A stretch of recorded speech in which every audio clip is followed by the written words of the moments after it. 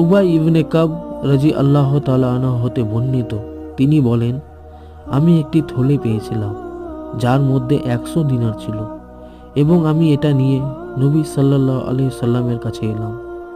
তিনি সাল্লাল্লাহু আলাইহি সাল্লাম বললেন, 1 বছর পর্যন্ত ঘোষণা দাও। আমি তাই করলাম, কিন্তু এটা শনাক্ত করার মতো লোক পেলাম না। তখন আবার তার কাছে এলাম। তিনি সাল্লাল্লাহু আলাইহি সাল্লাম বললেন, আরও 1 বছর ঘোষণা দাও। আমি তাই করলাম, কিন্তু কাউকে পেলাম না। আমি তৃতীয়বার তার কাছে এলাম। তিনি সাল্লাল্লাহু আলাইহি সাল্লাম বললেন, থলে ও এর প্রাপ্ত বস্তুর সংখ্যা এবং এর বাঁধন স্মরণ রাখো। যদি এর মালিক আসে তাকে দিয়ে দিবে, নতুবা তুমি তা ভোগ করবে। তারপর আমি তা ভোগ করলাম। সুবা রহমতুল্লাহ বলেছেন, আমি এরপর মক্কায় সালামা রহমতুল্লাহের সঙ্গে দেখা করলাম।